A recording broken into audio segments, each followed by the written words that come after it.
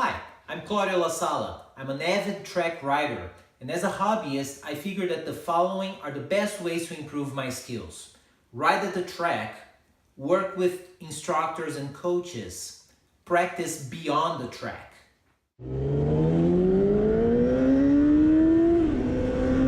In 2018, close to 15 hours of videos were created out of in-class Beyond the Track meetings, covering several talks related to track riding, from an intro to track days to club racing, going through lap time analysis, crash analysis, using action cameras to improve your riding, tips for riding in extreme heat, just to name a few things. All of those meetings have been offered for free, as well as the videos that were made available throughout the whole year. We'll continue to have monthly meetings in 2019, which will be turned into videos. And I also have tons of ideas to grow the Beyond the Track initiative. I want to build online tools to help riders make the most out of their experiences. I invite you to become a Patreon of Beyond the Track. Any amount you contribute helps me to continue growing and bringing more content and tools for us riders who love the sport and want to make the most out of it. Thank you. All right, well, thanks guys for coming. This is the last Beyond the Track of the year. We've been doing this all year long, and we're gonna continue on doing it. I'm Claudio. I've been calling myself an intermediate track day rider for the last few months, right? Because I'm still working on a lot of fundamentals. There's lots to learn. So I always like putting things in perspective, because later, people watch these videos and they think that I'm the expert, and I am not. So I want to make that always very clear. I used to put like how many track days I've done. Now I'm going to just start putting like how many miles of experience I have on the track, if that says anything. But whoever follows me knows that out of those miles, I'm very specific about analyzing my riding, my photos, my videos. So it's very like deliberate practice. It's not just going out to the track and riding around. I'm always working on something, right? So that's very important. About these meetings, what are the Beyond the Track meetings? I always say, or I've been saying that, ways to become a better rider, for sure is riding at the track, not on the street, because at the track we can actually practice our skills. Second, I'd say go out to the track, work with instructors, or more specifically even with coaches, like we have Kris here tonight, badass coach, right? So work with those guys, because if you just think, oh, like in my case, I've been riding for 25 years on the street, I can just go out to the track and be fast like that. Well, no, right? So go talk to people who have been doing this, who knows their stuff. And finally, come out here, talk to other people, listen out to experiences, share your own experiences, go back home, analyze your video footage, analyze track maps, get on the bike, practice being seated there and hanging off the bike to, put some, exercising on those legs and stuff like that. Anything that you can practice back home, so that when you get to the track, you have your mind and body, ready for the task. Agenda for tonight, we're not going to be doing intro to track days, because we've done that early on this year. Now in January, since we're going to be just about to start a new season, right, I will probably dedicate like half of that meetup for first-timers, because those are people considering, maybe going to the track for the very first time. They're going to come out here like with lots of questions. Is it dangerous? How do I need to prepare my bike? Am I going to be ready? All those things, we're going to try to address those so that they can start their riding season, and feel safe in doing so. So, let people know about this. If you know people who are like on the fence, should I do this or not? Tell them to come over, and we're going to take all their questions, because we've been doing this all year here, right? And everybody who has come here to these meetups, before they did their first track day, they were like, I'm so glad I found this group, because you guys answered all the questions we had, we felt comfortable, we went to the track, we had a great time. So make sure to let people know about this. If people cannot get enough and want to rewatch or watch the videos from the previous meetups, on my channel, 3-Lap Rider on YouTube, there's a Beyond the Track playlist with all of the videos from all the meetings we had all year long. And I usually edit them and put a little, just more like images and things to illustrate better the points that we were talking. So people may want to check that out. Tonight's agenda is going to be to do a year roundup, right? We've been doing this all year. We've all been out at the track, you know, riding and learning, and we had goals set at the beginning of the season. And if we didn't, we should, right? Start the year, the riding year, with goals. Where do you want to be? What do you want to work on throughout the year? So that by the end of the year, you can actually evaluate that and see if you've made improvements.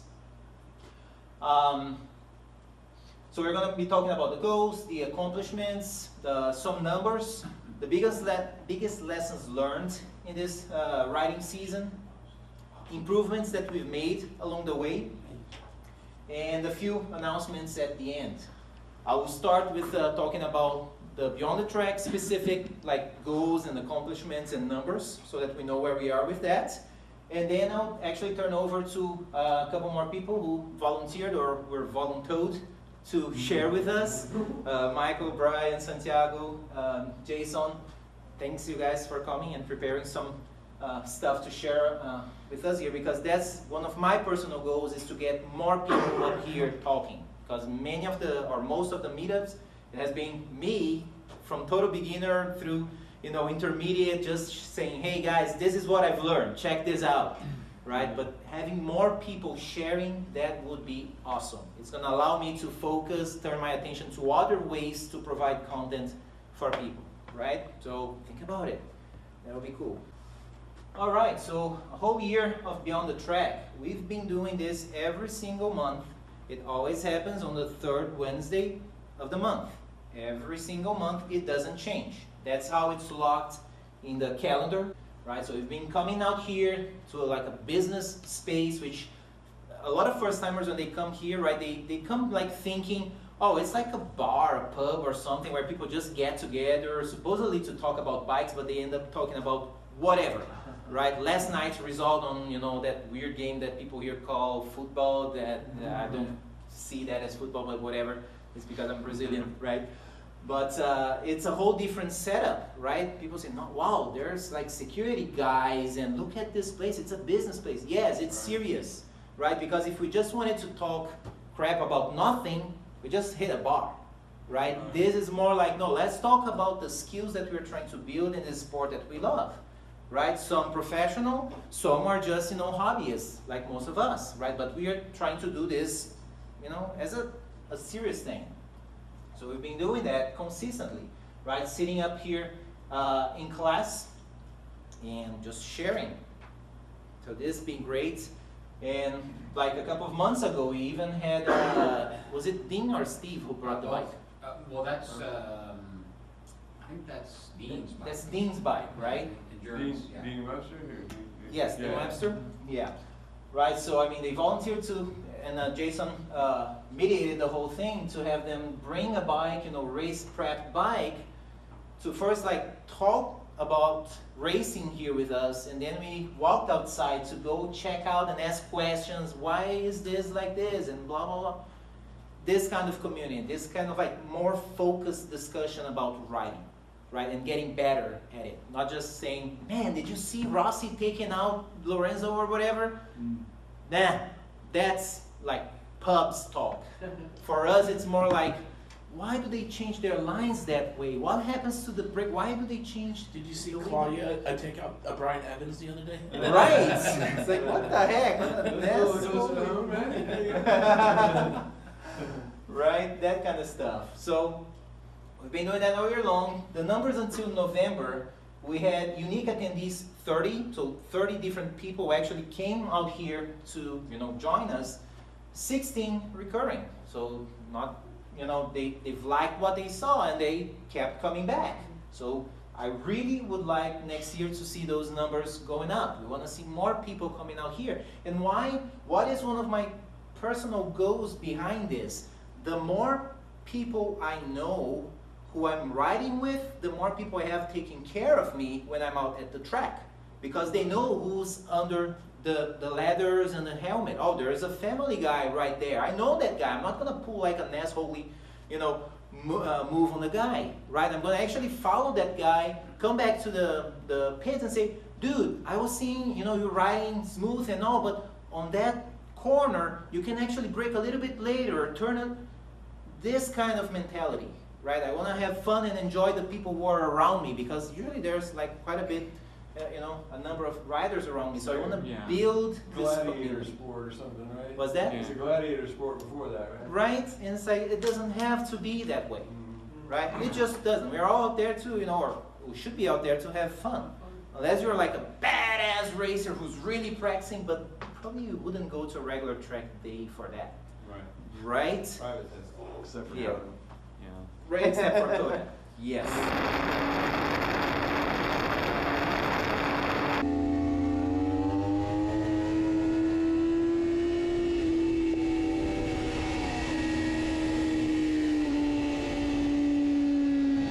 So besides coming here, like I said, I get everything on video. I put it up because there's a lot of people who send me messages saying, oh man, it's so bad that, I live in Dallas, I live in Austin, I live in North Houston, and it's so hard to get off work and make it on time. But I'm gonna keep posting those things. And I'm always getting messages from people thanking me for this kind of stuff. When I go out to the track, there's always somebody who walks up to me and say, oh, you're Claudio from the videos. Man, keep on doing that, because we don't find that kind of information easily. And you're just giving it to us in such an easy way to find. Like, as long as there's one person out there listening, I'll be doing it. Otherwise, I'm talking to myself, and that would be crazy. Yeah. Right?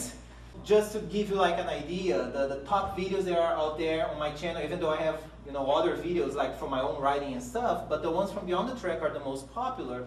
And then you see, well, okay, on this one, the very intro, just over 1,000 minutes watched. Like, that's not a lot, but when you come to think about it, that's still pretty good. There are people out there watching. There are people out there listening to the kind of experiences that we share here, and they're learning from it. So for me, big win, right?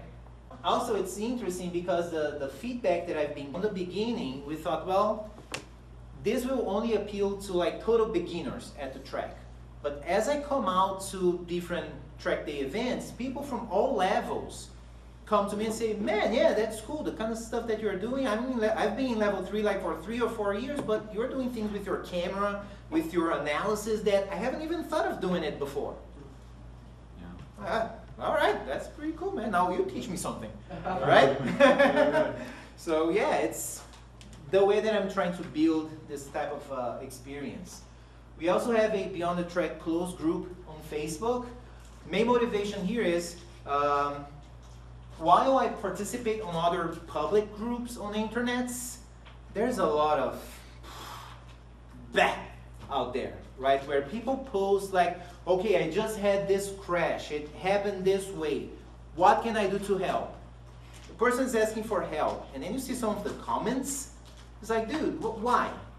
Why do you need to be such a jerk, right? And what I want from this closed group is to have what we're having here. We know each other, we ride with each other, we respect each other, and we're just trying to look out for one another, right? That's the kind of stuff that I'm trying to build on this like closed group there. So if you're not already there, just send me a message or whatever, and then I just need to approve you in. Because this is usually what I've been doing. I only add people in there who I actually know from being here, or who I know from the track where it's like, okay, that guy, badass, yeah, makes sense to have him here, right? We've done a couple of Beyond the Track at the track, which is taking this group to the track and making sure that we stay close together and we work together on our goals, helping out each other. And on the beginning, I've done it like in official way, let's say, where I would publish and people would like sign up to be doing that. Eventually, I figured, man, it's getting to a point where it's too much for myself to handle, like chasing after everybody. Hey, man, do you have your plans? Are you working on them? Do you need help with that? And I'm more relaxed in the sense that, well, now we all know each other. We know what track days we're doing. Let's just try to stick together. So like when we go to MSRH, somebody's gonna like rent an awning like that. Sometimes it's myself, sometimes it's Santiago, sometimes it's Kenny, right? And we pay the whatever, like $30, and we just say, okay, let's get together. Why? So that we can have beer over lunch? No. Right? So that we can actually get there and share notes. No, today I'm working on my upper body position because that's been lacking. Or I'm working on late breaking or whatever. And during the day we keep exchanging notes. Yeah, I've been trying this, but it's not working. It's feeling like this. It's feeling like that. And that way we build together our skills. When we do it at Coda, it's also cool because I reach out to Randy at Ride Smart, and I asked him specifically to put us all together in the same garage because it just makes it easier for us to communicate. So like here you see like my bike, Jason's, Santiago's, Brian's, and then I don't remember who was back here. You can see on the photo, but we got us out there, right? And we got a chance to hang out, and like Jason and I and everybody here and do it at the track. It's lunch break. Let's grab the notes and let's work on it. That's what we are here for, to improve our riding. So let's make the most out of it. And like I said, I'm gonna be opening the space here so that these fellows, who's this guy here? I get to go first. R1. Yeah, you got to go first. So let's do in that order. Hi guys, I'm Brian Cole. That's me on the blue R1. It is not that color anymore. I destroyed all the fairings off the front and side and most of the bottom. Riding at Crescent on the 21st of July.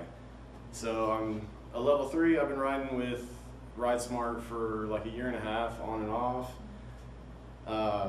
Moved up slowly, like, cause I was always the fastest guy on the street, but then when you get to the track, it's totally different. So I had to learn everything differently. How to do things differently, and how to just riding in the suit itself was really weird to me because I was usually riding in jeans and I could slide right off the seat, and then when I got in the suit, it wasn't the same. So it took me a while to get up to level 3, but I did. I've ridden at Coda a couple of times. That was amazing experience both times. So back to Crescent, what happened there, I think, is what I wrote down first. The first thing, you should always make sure you have proper materials before you go out to the track. That's checking everything. I'm sure y'all all know this, but I'll just reiterate for the sake. Check your oil, check your tires, make sure you have tread on every part of your tire. Don't just check the center, don't just check the edges. I mean, there's 4 different parts of the tire, so make sure that you have tread in every place. Always check, brake fluid, things like that. So I was getting low on money, and I went out to the track with some tires with not enough tread on them, and I thought, I've been riding my whole life, I'll just go a little slower, I'll be a little easier, and There's no such thing. yeah, it worked for the first few sessions, I did fine, and then I got out there, and I've always ridden by feel. I mean, I ride so long, like people say, oh, brake at this point, brake here. I get a certain distance from the turn and I just brake. Like I've always done that, and maybe going through this will help me to start noticing. I mean, except on obviously the main turn at Coda, I watch the braking points there, under marker and whatnot, but for most turns, I just ride by feel, and this time it betrayed me. Most of the time, it doesn't. I mean, I've taken it to the edge so many times before where I was like almost about to wreck, or I thought I was going to wreck, and I was able to pull it back to ride the bike and to take it out. To ride straight out, and I've gone off every track to, just for one example, what's the one in Brenham, Texas World Speedway, at the end, that triple S right before the long straight. So I came in and I blew the second turn, and I knew there's no way that I was going to be able to go back over for that left turn right before the straight. So I just righted the bike and just went straight through, and no problems, and I got back on the straight, and everything was fine. So this time, I was at Crescent coming up to Ricochet, coming in about 100 miles an hour. I don't know exactly, because of course, we don't look. We're going counter, so it's a left-hand turn off camber, where you get the little wiggle when you're. And so I forget, I came out of the last turn, or hit the gas, let off, went over, leaned all the way over, took it through the apex, and as I was 3 through the apex, and I was just gently getting back on, coming out of the turn, just easy rolling, and it slipped just a little bit, and I was like, okay, no big deal, because this happens. You just let off a little bit, and it snaps back. Well, so this time it snapped back, and then it just let go. Like, I just fell, and my shoulders on the ground. I was already so far over that, I mean, it didn't hurt at all when I fell, because the ground was already right there. But I didn't realize I was wrecking yet, kind of, because it was happening so fast. It was all within fractions of a second. You know, it was from the beginning to the end, it was maybe 3 seconds. And so I let off, it drops me, and then it bounces back up on the tires. And I'm still hanging on, of course, so it pole vaults me over. And at this point, I'm thinking, okay, I'm wrecking. Keep your elbows bent, because I don't want to break an arm, obviously. So when I land, I have a little bit of spring, and I can roll it out. And that's exactly what I did. And then I was off the track by the time it stopped. You know, I heard my bike slam and slide off, and I like get up, and I'm still kind of close to the track, so I kind of crawled off a little ways. And of course, it ripped my visor off. You just peel it off like a sardine top. And I crawled a few steps, and I sat down, and I tried to take my helmet off because I knew it was bad enough for them to roll the ambulance. And my hands wouldn't work. I couldn't even get my helmet off. I smashed these 2 fingers. They were all bloody. I took a chunk out of this hand. You smashed them like with a clutch? Tension or something? No, I think when I landed, so I split this glove all the way down and took this chunk out. But then when I started rolling over, you know, I rolled 3 times super fast, and on those rolls, I think it brought me over. I hit this elbow and I hit this hand, and it kept doing that. And eventually I lost these 2 fingernails. This nail ended up healing all right. This shoulder, you can see that mark. That was inside the suit. Whatever still tore that, and it was seriously bruised and swollen from like here to here. When that let go, I mean, it was bruised. My arm was bruised all the way from here to here from all the blood that was in this. Any clue why your gloves failed? Oh, it wasn't the full wrist wrap gloves. I had, because it was that day where it's like 109 out there at Crescent. And so I was like, oh, I'll wear my other gloves because I get a little breeze come up through my race suit, and yeah, I'll never do that again. But yeah, so it split right open. If I had the wrist wrap gloves on, that probably wouldn't have happened, and it would have saved me. Gauntlet gloves? This would have, yeah, and I do have a pair of those. I just didn't happen to be wearing them. And this was actually the most painful of the wounds. This was the one that was waking me up in the hospital because the tissue damage was so deep. I didn't even feel the foot. So anyway, yeah, so when the bike fell, it fell on my foot first, broke in 4 places, the proximal metatarsal in 2, and then broke the big toe at the base, a triangle break. It's basically compressing it, and then it broke the 3rd metatarsal at a diagonal angle, and I ended up losing my my pinky toenail. But it had just done so much damage to the muscles from compressing it, I guess. That's why it's taking me so long to rehabilitate it. It's been 5 months almost, within a couple days. What do you do? Work out with? How I work it out? Yeah. So I do a lot of things myself, like twisting it and kind of bending the toes and pushing it back, trying to get that movement back. And then I have a chiropractor. He's a doctor in chiropractics.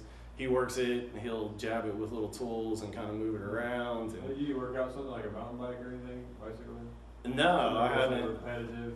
Yeah, no, I haven't done anything like that. I have been doing some yoga on it and trying to get all the movement back, and that's brought even more pain, trying to get the toes to be able to bend, you know, when you go down on your toes like this. It'll go away, right? I mean, yeah, hopefully. I mean, it'll probably never be the same, who knows, but I mean, hopefully within the next month or so, it'll be even better, because it's a constant battle. Was this your first crash? This is actually my 3rd crash on a motorcycle. Like I said, I've been riding my whole life, so this is my first one on the track. I had one when I was 19 on a little yellow 600 Yamaha, and that was minor. Just like took a little out of my shoulder and some abrasions. And then the second one was on this bike about 8 years ago on the street. And that one, back to checking everything on your bike, one of my front fork seals had let go. And so all the fluid had leaked out. And when I went to stop, it compressed the right side faster than the left, so it drew the bike to the right, and it went over, and I tried to catch it, and it fell on my hand, and the lever broke, but it broke my hand in 4 places. But yeah, back to always check. If you ever see a leak in your fork seal, get that replaced right away, because yeah, that was painful. Yeah, and so the first thing I did whenever I started fixing my bike was buy new tires. I got a slightly used slick and a brand new. And I did some research. A lot of the guys that are racing, they don't even let their tires get to halfway, and they're already selling them, if they get close to that point. So, and especially if you're gonna be riding at 90 to 100%, this segue into my next, you should always have well over 50% tread, because you don't want to even get down close to what happened to me. But so don't ride the edge, basically. If I wasn't on the edge of what that tire could handle at that time, at that temperature, at that turn, then I wouldn't have had that problem. If I would go in just a little bit slower, or it would have been a little bit cooler, or the tire had a little bit more tread on it, it wouldn't have happened. But all those things happened, and so that was the edge, and I went over it. And if you're a back, this is one thing that me and Dave have talked about, Dave and I, a few times since. There's no point to go to that point. Even if I was racing MotoGP, why risk your health, your life, even if it's just for money or pride or whatever, because they're racing for millions of dollars, and I'm the fastest in the world, but is it worth their health? Is it worth their life? So if you're only run, especially that turn at Crescent, Ricochet, which has claimed a few lives, if you only run the most serious turn of every track at 90%, then you're going to be a lot safer, because you have a little bit of wiggle room. If I was only at 90%, then I would have had more room for error, and I wouldn't have wrecked. And so that leads me to my next point. It's motorcycle racing or riding at a high level of speed is a game of fractions. Like they say, football is a game of inches. Handball, as you know it, American football, is a game of inches. This game is a game of fractions. If I would have gave it, just 1/16 of an inch less throttle, because as y'all know, the throttles are very touchy on our bikes, especially on a 1,000-liter bike. If I wouldn't have gave it that much gas, like I said, I was riding by feel, and I hammered it to where I thought it should be. I stopped there, and then I threw it over, and it was too much. So, and it surprised me. It messes with me, thinking about it. I can't believe that it let go, that happened. So Crescent is a polished track. It's Yeah. super, super slick. If you walk it, you rub the inside of the curb, it's real grippy.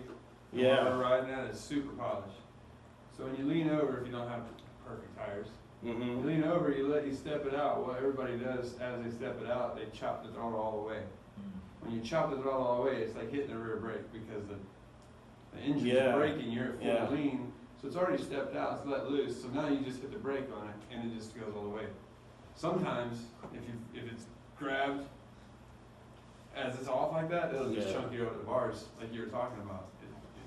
So it's... Yeah, I never chop it all the way, I just let off a little bit. Yeah. Or try to pick the bike up is the only way to come out of a situation like that, man. And that's exactly what I was about to say. So after hyper-analyzing it, if I would have, after I chopped it just a little bit, let it catch, and then got back in it, then I would have kept that centripetal force, and it would have kept me up, and I wouldn't have dropped it.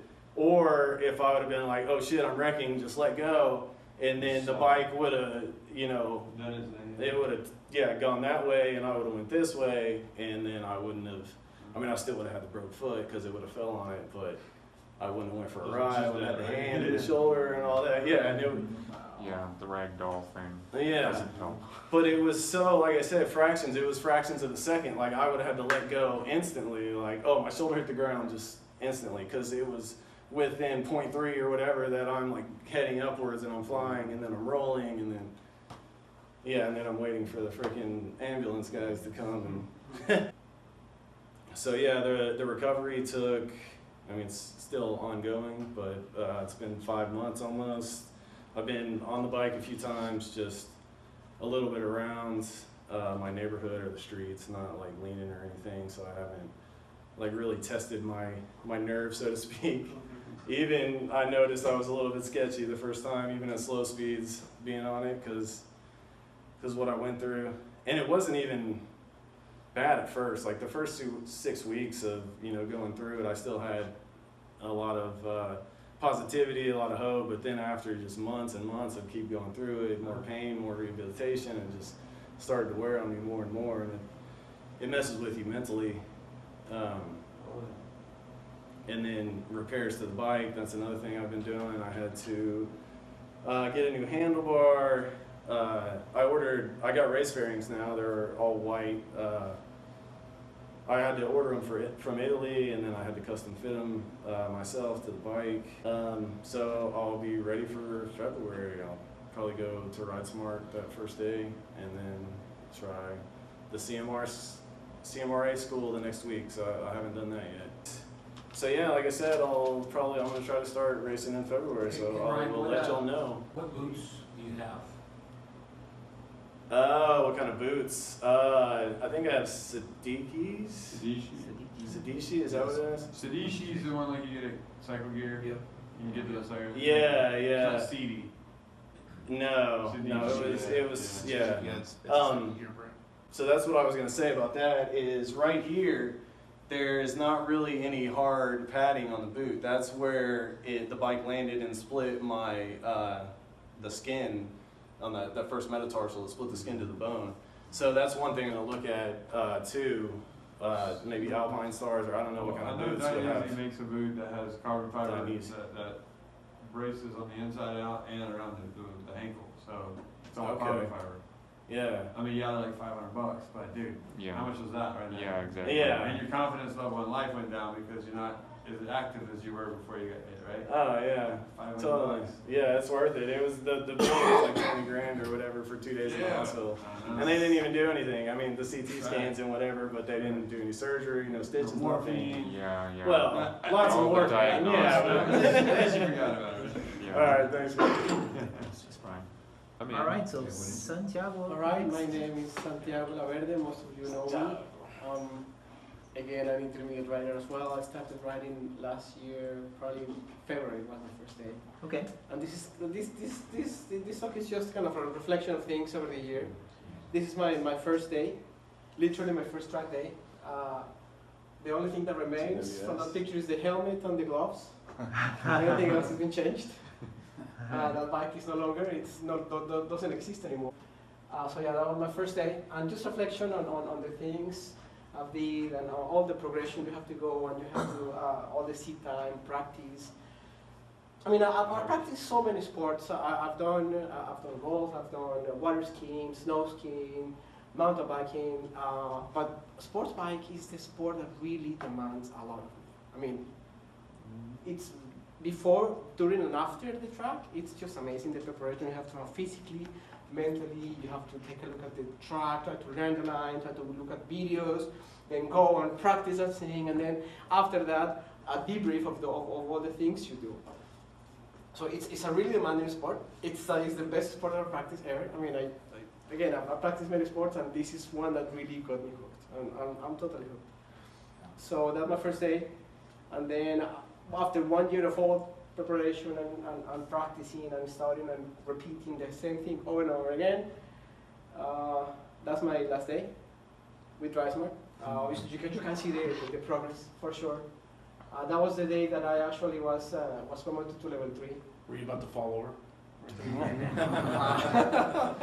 So yeah, it's a lot of progress, a lot of practicing the skills, researching, making sure you have your tires well, your suspension, starting to check your bike, all those things you have to do during, before, and after, right? It's all of that. So a lot of practice, a lot of exercises, a lot of repetition, and etc.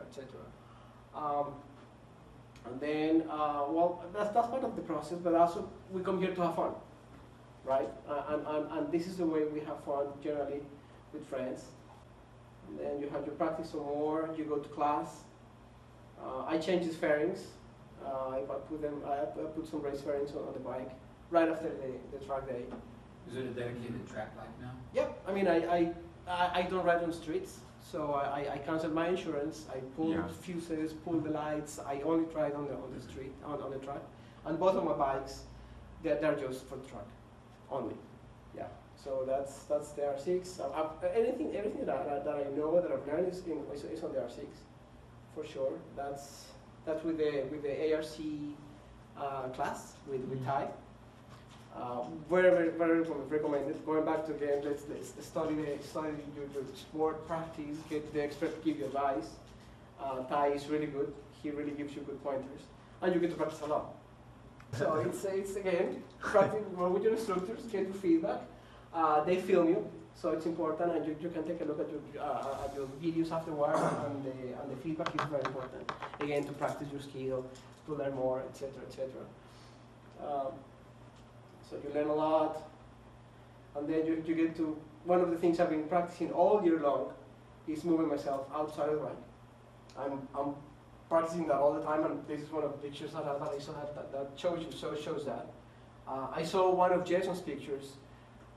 I don't think it's in this turn, but you are super outside with your elbow totally outside. I love that picture of you. Really, it's a really good picture. That's what I want to get. I need to get my elbow down more. And the whole thing a little bit more. But well, you know what I do? Really, there's no secret. I took Claudio's advice, and in my garage I have the bike on the stand. Oh yeah. I get on it. I put the iPad with one of my sessions from Kodo, and I just practice leaning over like if I was on the track, and it just becomes like muscle memory. Mm-hmm.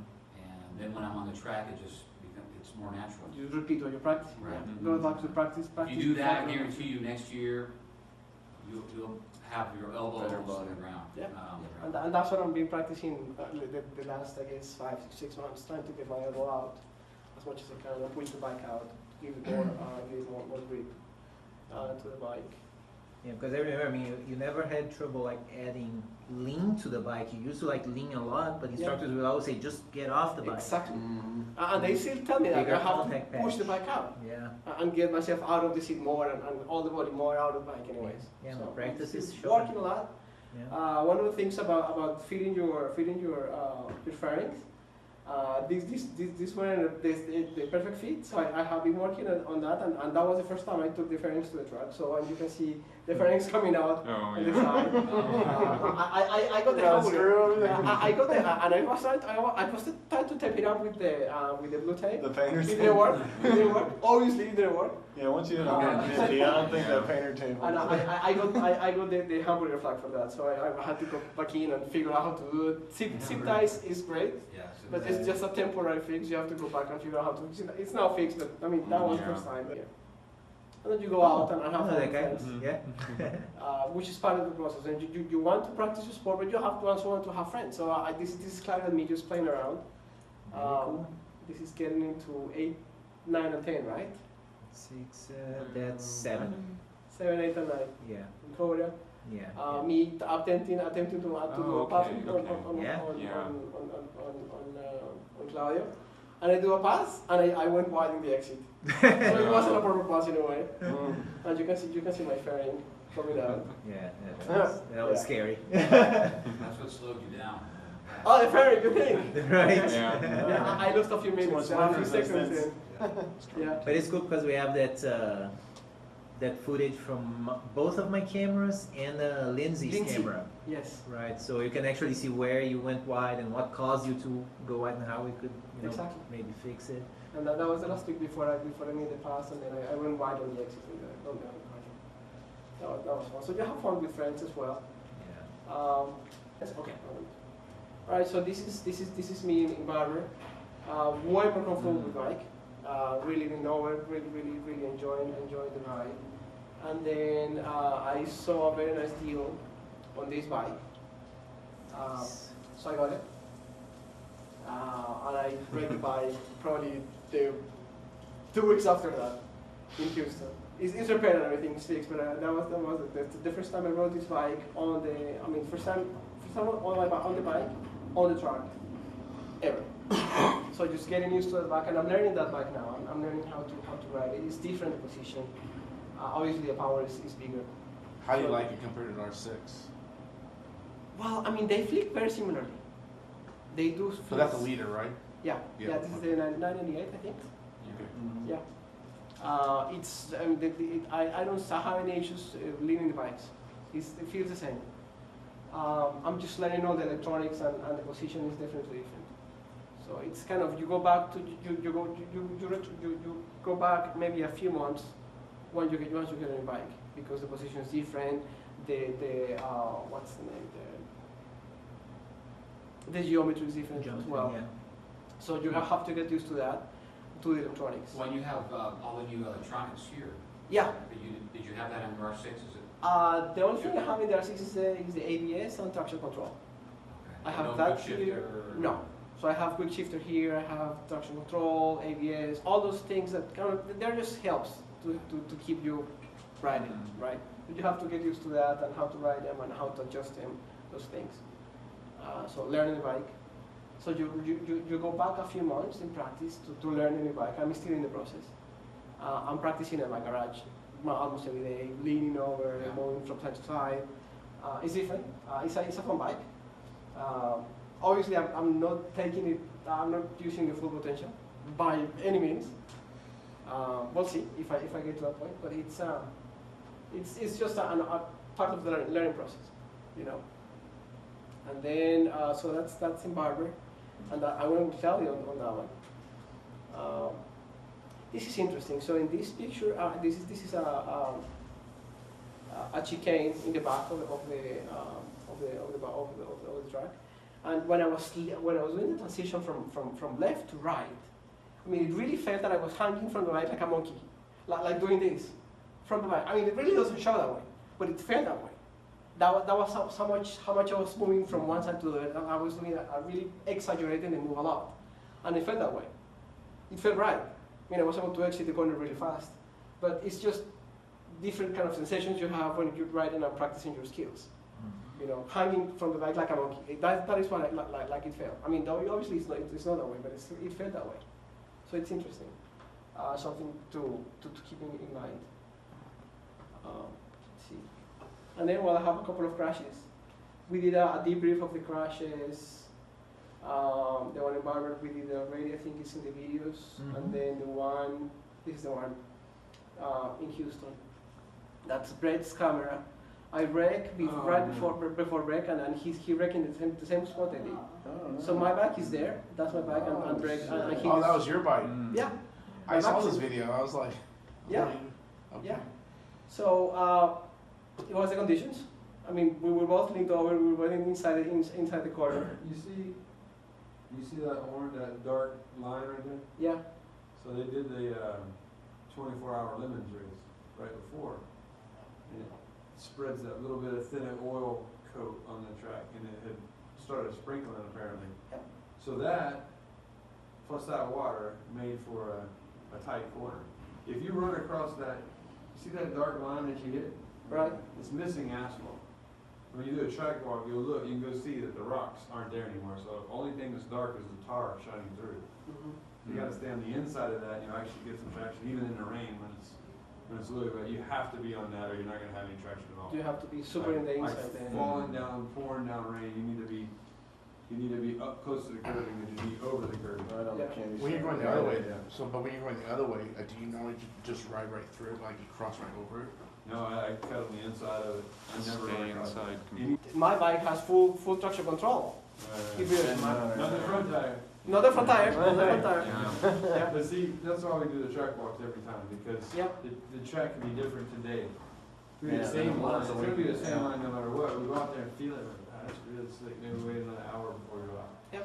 Exactly what he said. You don't know who was on the track the day before. Right. Yeah. Yeah, I mean, get to know your track is part of the safety process. You know, get to know your track, get to know your bike, your capabilities, all those things are important. Yeah, just keep practicing, keep enjoying the sport, do your research before, during, and after. Know your track, know your instructors, know your skills. Practice, practice, practice. And we'll see you guys next year. Very Right. cool. Thanks, man. It's much appreciated. Okay, so I'm Jason Chain. I've been riding bikes for about 5 years, so I'm relatively new to the sport compared to some of you. This year, so one of my accomplishments is I finally got licensed in the CMRA. Did the school, did my races without crashing, did my corner working. So, you know, on the very last day, I finally got all my requirements and I made it. You know, otherwise I'd have to start all over again next year. But so I've got my license and I plan to do some more races. That's my little R3, which I love. Ton of fun with that little bike. And I record everything. Some of you have seen my channel, you know, all my front facing and rear facing. I just put it up there because one, I don't have the space in my computer. It's just too much. Yeah. It's free on YouTube.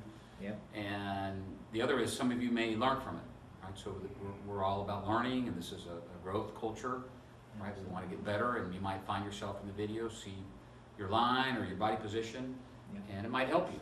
So that's why I do it. Okay, so Claudio had asked me, you know, to share some of the lessons learned, right? Things that I took away from this year. And by far, the biggest one for me was the racing part. So this is a picture from my very first race back in February. And I was just anxious and nervous, you know, my heart was beating. But I had been wanting to do this for so long, and I finally got to do it. And it's the most fun I ever had on a motorcycle. You know, better than Coda, better than Barber, better than Laguna. I've been to all the tracks, and nothing came close to just the rush of seeing those lights go off and all of us just going for it. The other big, you know, new thing that I didn't know about this is how ageless this sport is. Right, so I'm competing there. This young lady here, Yeah, I was about to ask she's that. got to be 12, 13. She's about 16. Or barely 16, sit on the okay. bike, she's Yeah. like sitting over to the. Yeah. And it was just amazing how fast she Super was. fast, dude. She's a Yeah. motocross racer, Desiree. Desi, yeah, Yeah. Desiree, yeah. And you know, I'm 48, right? And I'm sure these other guys are probably in their 20s, 30s. It's everything dude across the right board. there is 17 in the Evil Knievel outfit right there. Oh, that's Denny, Yeah. right? Yeah, Danny Knievel, yeah. Okay. Yeah. it's But crazy, very man. few sports, I can think of very few sports, right, in this country where you can be competitive pretty much from 10 up all the way to your 70s. Right. And it's just crazy. I didn't realize that until I started doing this. So if you haven't thought about racing, I know you have. There really is, I can't think of any reason why you wouldn't want to just try On it. the 300 though, right? Isn't that the better one? I started on the 300 on purpose Yeah. because it's cheap. What's the rush? Yeah, yeah. How And It's still a full throttle rush. it right? is, absolutely. how aggressive is the passing and the everything? Like, Just as aggressive as with, well, I don't know if you've done level 3, you know, there's gonna be inside passing, you're gonna get past closer than ever. But are you saying compared to the big bikes or Well, I've never racing in done. general? I've never done a 300, and I've done. I mean, I've ridden on the track with with CMRA racers, and they've Yeah. zoomed by me and said it's not a big deal. I've done level 3, it's not a big deal. I'm just wondering how more aggressive is it? It really Have you isn't. had close calls like? No. And the 4 races that I've had, you know, I was passed on the inside, passed on the outside, bypassed. No, it was no different than a track day, really. Other than the start, you know, and the lights and everything, once you get going, it felt like a track day, except, you know, I've got a little bit more flexibility in the passing rules. Yeah. And you're not gonna get black flag for being aggressive. But other than that, Would it be you know, the same though if you were on the grid start, like if you're in first or second, you're all your ways into that first turn, trying to. sure, yeah. Yeah, I mean, think it's a lot different. If you're in the middle or front of the pack, probably. It gets a little dicey, you know. Yeah. But That's what keeps me away from it. That I wouldn't let that keep you from it, and we've got a whole People are session on careful. racing that we can point you to, where we go through all the pros and cons, and we had other racers come in. You can share the link to that. And we just, all the myths and misconceptions that I had, I shared at the last BTT, and I dispelled each one of those. And safety, and the I'm not fast enough concerns, we talked for a whole hour about that. So yeah, we'll send you that link and you can look at it. So that was a big thing for me this year, just the racing and learning how to prep the bike, and getting it ready, passing the inspections, which are a little bit more strict than what we do in track days. And the other lesson I learned was around crashing. And I've crashed before. This isn't the first time I've crashed this year. I've had a couple of other crashes. This one was where I was injured. I had to go to the hospital. They had to put me under and do surgery on my finger, and that sucked, and it was expensive. And, I'm an IT professional, and I need my fingers on the keyboard, so it was a pain. But it reminded me of how dangerous this sport is, and how you really have to prepare and plan for a crash every time you go out to the track. And I'm talking about, by yourself. your insurance. Drive you home. Yeah, you got to have a buddy at the track, somebody to help you. My insurance company, believe it or not, does insure track days. State Farm, I had the rep show me on the policy. It says as long as it's not a competition or a timed event, I'm covered for a motorcycle school. So, I've got my insurance up to date. Health insurance, up until this crash, I didn't know that some helicopter airlifts are not covered. You're on the hook for that. So, and you've got a deductible. So there's certain things that maybe you hadn't thought about until after you're in the accident. And Brian, I'm sure you learned all about that. That you start planning and thinking, okay, if I can't do an airlift, then I need to budget $20,000 to pay, that's the sport. That's what we do. It's not cheap. Well, they have insurance for that too. Well, you can get insurance, yeah. Airlift insurance. Exactly. Can I just quick ask, what kind of bike are you insuring? So I have my R3 and an S1000 RR. And what do you pay them? I don't want to get off topic, but just. I can't remember. I can look it up and tell you later. But Well, yeah, I'm interested because I've been Progressive and they don't cover. yeah. No, I have State Farm. Now they also do my home and my car. Yeah, right. So Yeah. they bundle it together. Life insurance. We don't like to talk about this, but it's a reality of our sport. You got to consider if you have a family. I've got life insurance, but I didn't have a will. I didn't have a last will and testament. And after this, I thought, I better get one drafted, because stuff happens, and you don't want to leave things in complete disarray for your family. So again, it's uncomfortable, not a topic we like to talk about, but that's just the reality of our sport. Medical kit. When I busted my finger in this crash, I didn't have, other than Band-Aids, I didn't have any way to put together a splint. Not that it would have made a difference, but the finger tip was just kind of dangling off. And, I needed some way to. Yeah, so lesson learned, bring a medical kit and some splints, because these are the things that we usually break the most in a crash. Your toes or your extremities. And also learn, I don't have it here, but learning how to crash. And Kris, maybe you can give us some insight here. You've done this a lot more than we have. Yeah. But what I've learned from watching videos is they say, try to make a fist when you crash, and you can watch the MotoGP guys do this. Bring your arms in and just minimize stuff flying about. Minimize things that can get caught in a chain and get chopped off. Right. Because then between that chain and that sprocket, there's no mercy. Safety wiring, so that saved my cameras. So when I got back after my crash, both of my cameras were dangling from their safety wire. And then another thing I was going to show you guys that I found out, a little trick. If you go to Amazon, you can buy these little decals. Oh. They're like $2. So if you do lose your camera, and Claudio, you know from experience, Lost my 360, yeah. Your chance at that black camera out in the grass, may as well forget it, right? Oh, visibility, okay. So this gives you a little bit more of a chance to actually go and find your camera if you should lose it. And they also have them for like the larger GoPros. They make these silicone cases. It's like a wrap. Yeah. $4 on Amazon. They ship it from China. You know, it's worth it. So was that on the Beamer when you dropped it and broke the finger? This is on the R3. Oh, that was on the R3 too. And we're going to talk about the R3 versus the Beamer. Oh, you do have a Beamer. Okay. Yeah. All right, good. Very important, and Kris mentioned this earlier, always have a buddy at the track. There were times when I would go to the track and I just didn't know anybody, you know, I was new to the sport, and I thought, man, if I crash and just get really busted up, who's going to help me? You know, who's going to help me pack He's my gonna stuff? load my bike in the truck. Yeah. Sure, On the yeah. way home, Right. Thanks, So- by the way, guys. So now I always, you know, I'll call Claudio or other friends that I have here. Are you going? You know, where are you going to be at? Okay, I'm going to be over here. And they know, you know, my car keys and my wallet are right here, everything, you know, in case of an emergency. You got to plan for these things. Spare parts, so like pegs, you know, are the first ones to go, or bars. Levers, yeah. Yeah, if you have clip-ons, they're cheap, you know, $10 for a bar or less. You can buy used parts for some of your pegs and things.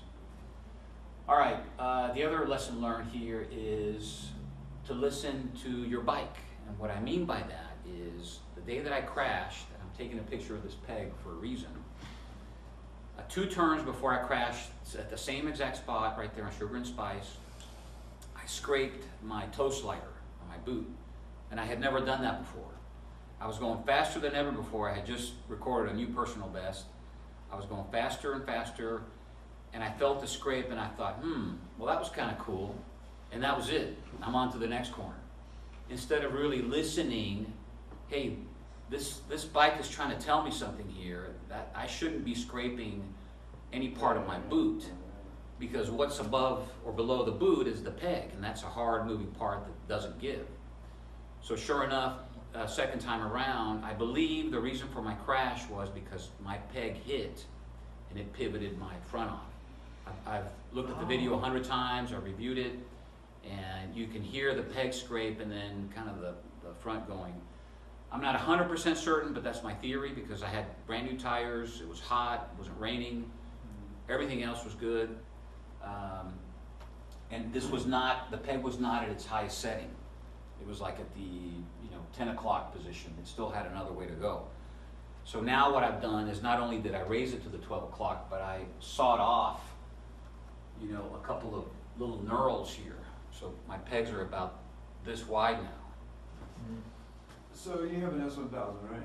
And This is on the R3. No, you have an S1000. Yes. And you've ridden it quite a bit. You understand. You were out there with me, you saw me. Yeah. Right, so you understand how that bike works well. So that bike works very well for your weight. It's got a big old tire on the back. It's got real suspension front and rear, inverted forks. This thing is a grocery getter for families in other countries. Right. All right. Let's just Yeah. It's not a super bike. So the fact that you can put suspension on it, it's still not going to be anywhere near what your S1000 is for your body weight. Right. No matter what you do. So on those little bikes, I have to push the bike up further, because when I come in on a big bike, it can read all this stuff and handle me, but the little bike can't. So I need to be over further. So what happened was, you're maxing out the suspension. You're going in that corner and you're getting used to that S1000 feeling. Right. You're hauling, and not, I need to be up like this and lifting the bike. So I could have the stock pegs on the bike right now, right to the corner, no problem, because I know to push the bike. I get in the corner, I lay my body down, then I pick the bike up. Any scratching, I pick the bike up. And you have a tucked front. Now that since I'm down here, I can just lift the bike versus having to get down there to lift the bike up in a crash. So you're sitting on it, driving it, and you start going back into that S1000 mindset. That's what happens is you start going faster. Man, it feels good. But now you're just bottoming the bike out even further. You have to lift it off that wheel a little bit. And then you won't even have any worries with it. So With body position. the body position will get the bike. It'll never scratch if you lift the bike. Yeah. Just one of those. No, you're absolutely right, and that's one of the things I'm going to work on next season. Right. That's what I call that Brocken thing. When you look through a corner properly, you can't see your hands. Yeah. You can't go back and look down. Oh, look, I can look at my hands. So I mean, it's literally you're over here, your hands are back here. Right. It takes a long ways to see my hand, you know. So that's how you know you're in the proper position at the apex where you bottomed it out. Yep, That's where you want to be the furthest off. I pretty much exceeded the limits of this bike with my body position at that time, and that's why I think I crashed. Right. Because everything else was perfect. There was no debris, no oil, nothing, new Music tires. was playing, everything was. Yeah. I was excited. I looked down at my lap timer and I thought, damn, 156, on the little R3. And then before I knew it, I was on the ground sliding and just complete surprise. I feel great, man. Yeah. Like, oh Yeah. shit, I'm wrecking. What happened? Lying for play. So my lesson is when the bike is trying to tell me something, I'm gonna listen more and say, okay, something's not right. Maybe a shake, vibration, something, instead of just letting it go and moving on to the next corner and prevent a future crash. That's my big takeaway. Now, what I really want, and I'm sorry, can we go a few more minutes over? This is the thing I really wanted to show you guys. My big, wake-up call is that I am not necessarily any faster on the S1000 than the R3. And I know that's crazy because the S1000 has almost 200 horsepower. The R3 is a grocery getter with 40 horsepower. And you look at the CMRA racers, they'll do 133 at MSRH on their big bikes or an R6, and they'll do 143, right? 145 on the ultra lightweights. So the guys that know what they're doing will get the most out of those leader bikes. I'm not. So I want to show you a video here. This is from my lap timer from Race Studio. Go back. So this is side by side. I replayed my best lap. The white cross is the R3. The red cross is the BMW. And you're going to see here what happens.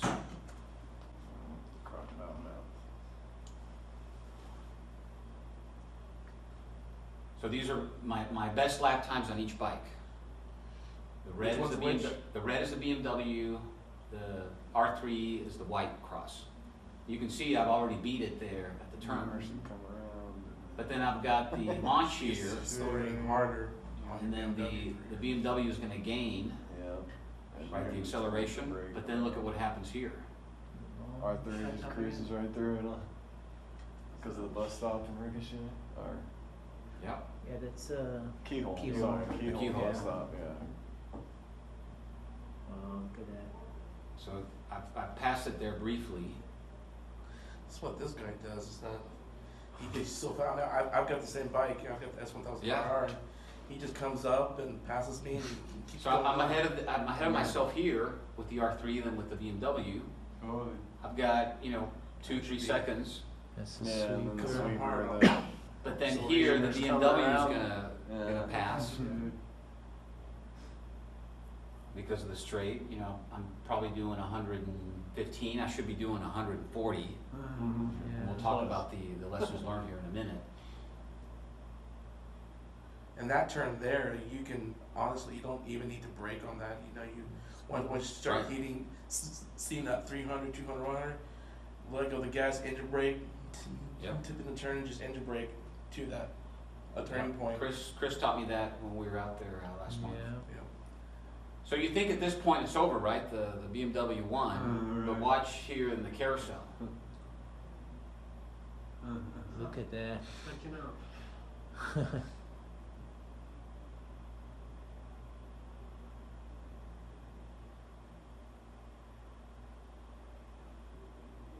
So the R3 briefly passes it, and then And then there's another they end straight. within takes off. yeah. like But like it's, half a yeah, second. look at that. So when I saw this, I was like, how can that be? that's just impossible. I should be kicking my own ass. R3s are always faster through corners. Well, but not necessarily. It's the rider. So what I learned is I was riding the BMW like it was the R3. I wasn't really pushing it, like Kris said, pushing the suspension, pushing the electronics, all the power that comes with that bike. I was just riding it like it was a slightly bigger R3. And I didn't have the confidence. I just didn't have the comfort to push it like I should have, because I should have been at least 10 seconds faster on the BMW than the R3. So the big takeaway for me is I've got to learn to ride, the BMW like it was meant to be, and I also have room for improvement on the R3. This guy. Thank you, much Yeah, appreciated. you're welcome. All right. Always good analysis. Yeah. Thank you. This one's pretty easy. So Claudio emailed several of us, and the main thing I want to talk about right now is what are my goals for the upcoming year. I know what I've done so far. I know where I suck. And there's certain things that I want to accomplish this year. I could sit here and rattle off things that I do poorly. I need to find some structure behind that and focus on the major things. And then as I get more muscle memory, I get more confidence, I get a rhythm down, then I'll tackle the smaller things. So I have 3 basic things I want to focus on this year. The first one I experienced last month because I went to Thunderhill and I accidentally got in the wrong group. I signed up months before and I showed up. I'm an intermediate rider, have been as long as I've been doing track days now for about 3 years. So I showed up and I found out, oh, you're in the novice group. Okay, I can do that. Can you bump me up to intermediate? Nope, there's no spots. If you want to ride, you're riding in the novice group. Wasn't very much fun, huh? No, I actually did learn some things from this, and the other item, I hate to put one before the other, but Claudio and Jason turned me on to this at our session a couple months ago, and that is getting some data and collecting some data. I don't know where I stand as a rider because I don't know what my lap times are. Race Studio is awesome to be able to show you what you're doing and look at that data. So the first time I used my data logger was at Thunderhill on a rental bike. I flew out there, rented a bike, went out on the track on a Ninja 400. Hadn't ridden anything that small in a while. But to loop that back, I started in the novice group. So I went out on the track and I'm a good citizen. I did nice clean passes. No passes at all allowed in the morning. So Not even on a straight.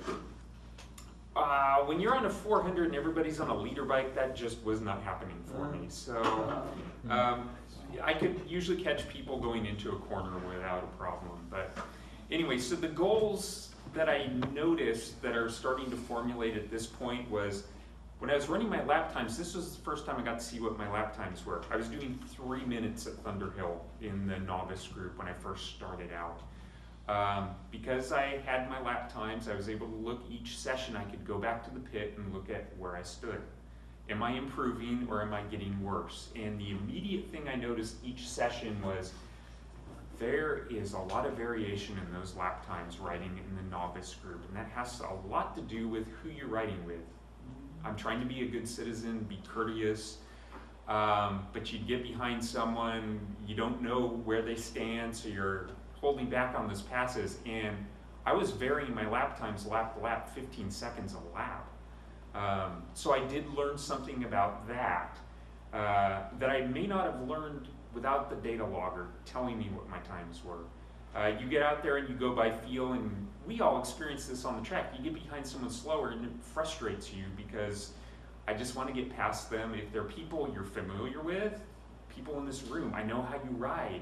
I know what that safe pass feels like that to a newbie out on the track may not be appropriate. So having the data logger helped me a lot throughout the day. The second day I was there, I was registered in the intermediate group, and this brings me back to my focus of one of my goals for this year is to try level 3. And because the one thing I saw on my data logger was I was doing 245s with the novice group, but when I jumped up to the intermediate group, I was down to 217s, which is a big difference in a lap time. And I was on the same bike both days. I'm the same me. It was a track I had not been to in 20 years. Actually, the course layout was different. So I really noticed the people you're riding with make a big difference in how you're riding. I've also noticed this going out on a track day. If you go out and get at the front of the group so you're not having to work through riders and you have a clear track, unless people are passing you, you're probably going to get into a rhythm. And once you get established that rhythm where there's less variation lap to lap, then you can start perfecting putting it together. And the data logger is really good for showing you, are you on a trajectory to set a better lap than the one before? If you have someone in front of you and maybe it's against the rules to do an inside pass where you would ordinarily feel comfortable doing that, I'm interested in the variation I saw in the lap time. So one of my goals is to ride in the appropriate group for what I want to work on. If I want to work on passing and learning some racecraft and some skills, that's not the best lap time. But you will learn something from it. When I went to Thunder Hill, I learned I could pass on 2 outside corners on that track lap after lap to get past people. I never pass anybody outside pass anywhere else I've been to. But I was in the novice group one day, so I started doing that because it was survival. I was on a Ninja and everybody else was on leader bikes. And it worked very well. I learned quite a bit from that, but it didn't help my lap times. It didn't make me a faster rider around the track, but it allowed me to deal with more variation. So that's goal 1. Get in another group where the other people are passing you, nobody's holding you up, and see what happens with my lap times. So that's goal number 1. Goal number 2 is now I have a data logger and I have that information. Thank you so much for that. That's the value of BTT. Yeah. That's why we do this. Yeah, so I know when I'm starting to plateau, when my lap times are starting to level off, that's where I need to focus on something. As long as I'm identifying what my weak points are, and I can address those, and I can see the result on the data logger that I am improving, I know what I'm doing has value. If I'm plateauing and not getting better, I need to find a coach. I need to go see Kris, I need to go see a track instructor. Somebody help me figure out what's going wrong with that. My third goal for this year is to ride more tracks. I want to travel. You say more tracks, different tracks. Yeah, because right now I keep asking where can I go ride. So, but the other thing I did last year that kind of sets me up for this year to ride more tracks is I went did SoCal Supermoto, completely different type of bike I had no experience on, but it was on a go-kart track. And there are jumps and you're in the dirt doing all kinds of other things. And the thing that really stuck to me that I hadn't experienced before was that when you're leaving the off-road section of the track and getting back on the kart track, you're transitioning from dirt back onto the asphalt and you're on street tires. And what really stood out to me was the transition back onto the track. I was thinking it would slide all over, and it never did on me. Again, it was my first time on the track. It's fairly smooth. But my perception of what available traction is and recalibrating my brain to think differently and recognize that it's a different surface, things really started to come together because I was learning things I hadn't experienced before. So I want to find more of those kind of opportunities. And maybe the mini road racing might be a good way to get my foot wet on some of those. Kind of leading into my 4th goal at that point is we've all been talking about crashes, and I have crashed well over 100 times. Many of on the street I stopped counting at 70 because I used to keep a journal. But those are street crashes where you run right in a corner and oh, there's dirt there, and you get it slowed down to 5 miles an hour and then you fall over in the dirt. So there's many of those type of things, and just driveway, oh, there was gravel there, I was going 10 miles an hour and fell down. But when I go to the track, good God, I'm approaching 50 at this point, and I'm still crashing every single year of my life. But the one pattern I picked up from this last year was riding at different tracks I hadn't been to. I've crashed more rental bikes than I have my own bikes this year. You know, the motard, okay, it's a dirt bike, falls over, whatever. But the other thing that I think I've learned to take away from this year was both the last times I crashed was at the end of the day, on the last day of a 2-day track day. And again, I look at the data logger, wow, I went from 305 a lap down to 217 at the end of the second day. And the common thing between my last 2 crashes was it happened after the sun set. Because Ride Smart, good God, they always finish early. There's like, oh, let's go out, there's still sun out there. In both cases, I'd been riding faster and faster throughout the day. There was sun, the track was warm, and then the sun went down. And there was an hour waiting for your session to go out, and then first lap. It was all, in both cases, it was my first right-hander, going around left, left, left, and then a right-hander, and just, it's a warm-up lap. First lap, I know you gotta let the tires warm up. Off-camber corner and just gone. I wasn't even expecting it. I thought, good God, I'm going, I look at the video of the crash, I'm like, really, I wasn't even moving at that point. It was just bing, gone. So the fourth goal is to learn some sensitivity, and like Kris is pointing out, maybe a mini bike is a better place to start to learn that feel, that feedback. When is it going to let go? Because in most cases, it was like it just was gone, and by then there's no recovery because I wasn't expecting it, wasn't preparing myself for that eventuality. If I'd been on my third lap, I would be thinking, yeah, I'm going to be working on traction and I'm going to be paying more attention. But the slow laps really caught me out, and it's the other thing is to be conscious of the conditions. Again, the sun having set in the afternoon where you're faster and faster and faster, and then an hour where there's been no sun on the track, it's been in the shadows, and watch out for the traction and respect the condition of the bike. So that's my lesson for this year, and those are my 3 goals. Sweet, man. Fantastic. That's pretty good. And for whatever reason, I have no fear of crashing. I haven't had the problem where I crash, go out on the track. It's like, oh God, I hope I didn't do that again. The one time I did have the crashing that was difficult to get over, I don't know, it's a brain defect or something, was when an animal ran out in front of me at night. And for months after that, I always had this feeling that riding home from school at night, oh, was that just a bush moving, or was that a raccoon going to run out? Because it's those things you can't control that really messed with my mind there. But otherwise, I think I'm just dumb as a rock, and you put a bike under me, and I just can't wait to go. So I need better You're judgment. at the right place. Yeah. Anyway, so thank you for listening, and I appreciate you. Thank you for sharing. That was Guys. awesome, man. Thank you, Claudio. Thank you. Absolutely. Real quick, my biggest lessons learned this year: make friends, share video footage.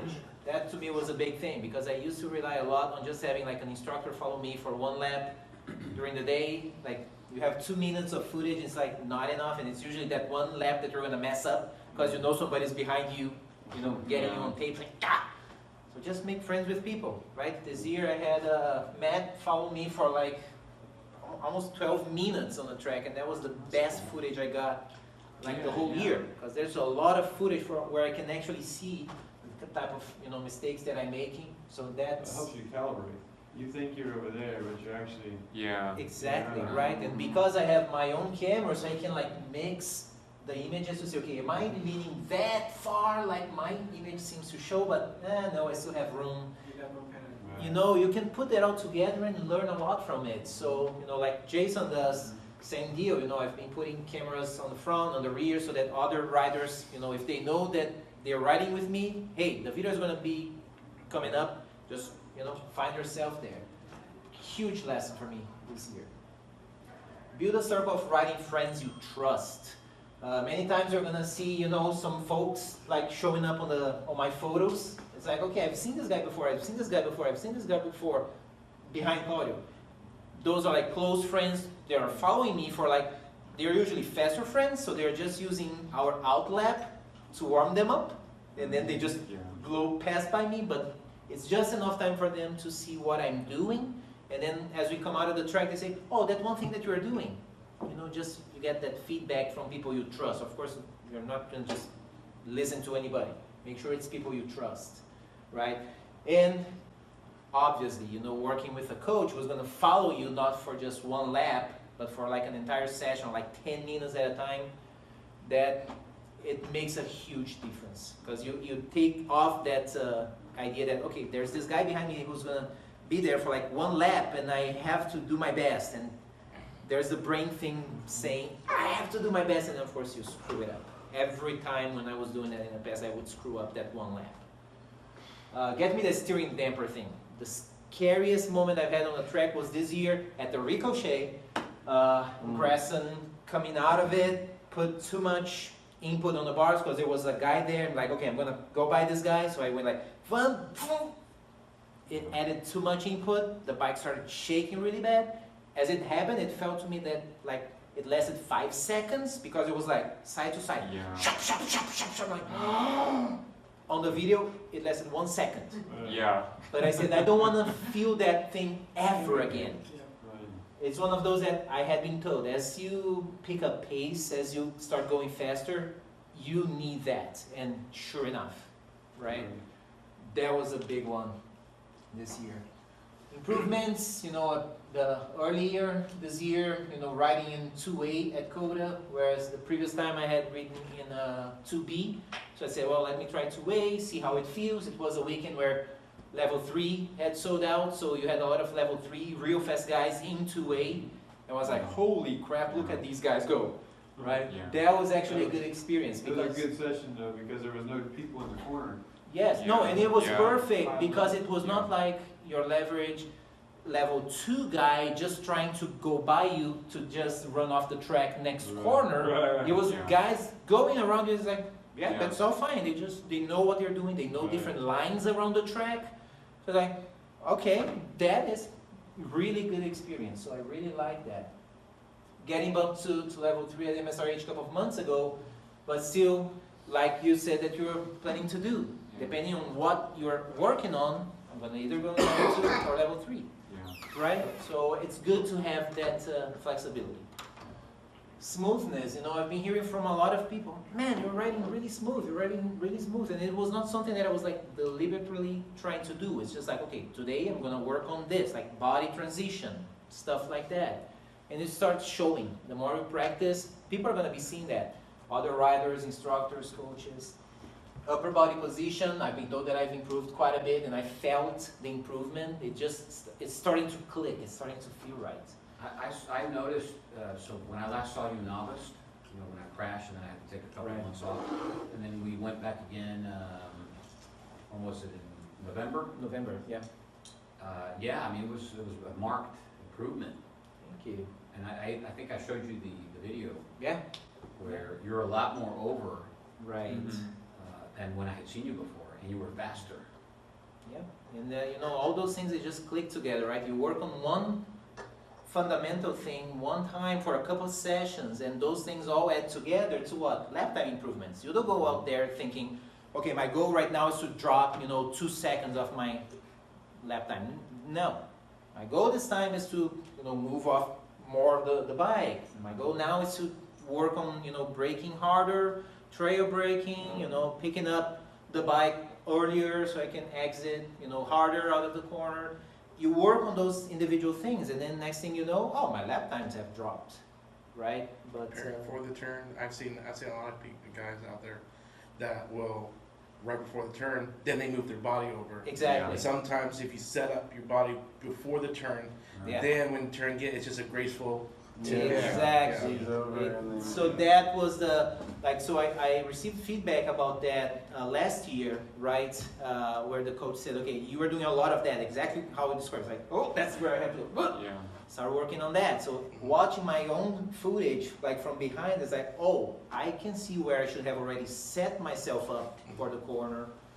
And then it just, the more you practice, it just feels really smooth. It's like, you're going faster, but it doesn't feel rushed, right? So that was a big thing this year. Last year, I was like, I felt like I was all over the place. This year I started feeling things clicking. It's like, okay, I feel that I'm going faster, but it's not in a rushed way.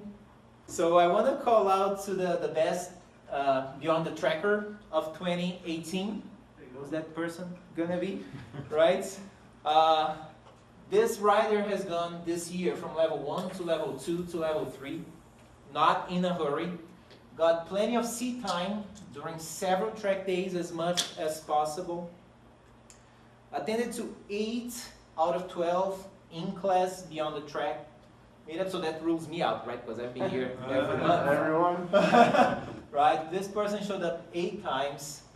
Always a real Beyond the Tracker at the track, meaning having a plan, working on that plan, working with instructors, coaches, other riders. Shared experiences here at BTT meetings.